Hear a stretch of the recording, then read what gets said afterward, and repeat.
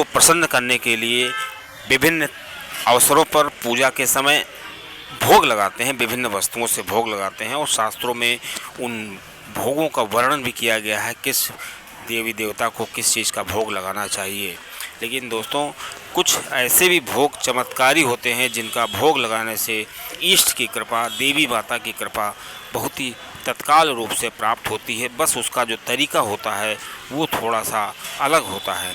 अब दोस्तों, आइए जानते हैं कि अपने इष्ट से देवी माता की कृपा प्राप्त करने के लिए हमें जो एक विशेष प्रकार का भोग उसके बारे में जानते हैं। दोस्तों, इस भोग की विधि को समझ के अगर भली प्रकार से कोई भोग लगाता है तो उसके कुल देवता और देवी माता की कृपा उसको प्राप्त होगी और उसको तत्काल 3 या 4 दिनों में ही उसको इसका प्रभाव मालूम देगा। दोस्तों, आइए इस विधि को जानते हैं। मेजर टिप्स सिग्नम चैनल में आपका स्वागत है। आपको जानकारी अच्छी लगे तो वीडियो को शेयर करिएगा। जो चैनल पे नए लोग हैं उनसे निवेदन है कि आप सब्सक्राइब जरूर करिए। दोस्तों, देवी माता को या अपने इष्ट को भोग लगाने के बहुत से तरीके हैं। लोग अपने विधि विधान से भोग लगाते हैं, लेकिन दोस्तों एक बहुत ही चमत्कारी तरीका है जो मैंने आजमाया भी है। दोस्तों, पूजा करते समय सुबह नहा धो करके ब्रह्म मुहूर्त में आप तैयार हो जाइए। उसके बाद लाल आसन बिछा लीजिए और पूजा करते समय जो दीपक जलाते हैं, घी का दीपक जलाइए या कड़वा तेल का दीपक या मिट्टी जो सरसों के तेल का दीपक जलाते हैं, जैसा भी आप दीपक जलाते हैं वो अपनी आस्था के अनुसार है। लेकिन एक चीज़ ध्यान रखिए, अगर किसी देवी की पूजा कर रहे हैं तो आपको लंबी बाती का जलाना चाहिए, और अगर पीपल की पूजा या किसी और इष्ट की पूजा कर रहे हैं, भगवान की पूजा कर रहे हैं, तो गोल बाती जला सकते हैं।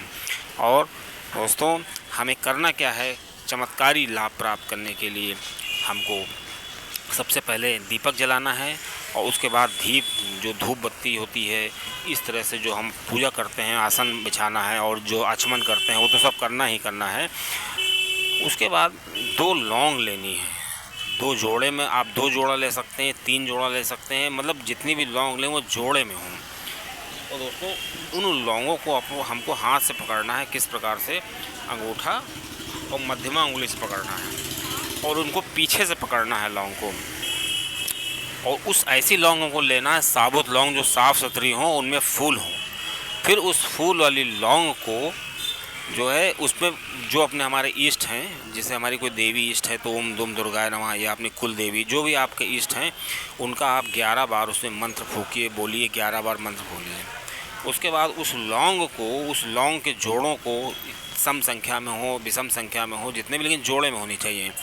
उन लोगों को उस जलते हुए दीपक में उनको अगला जो उनका अगला भाग है, जो फूल का भाग है, उसको जलाना है।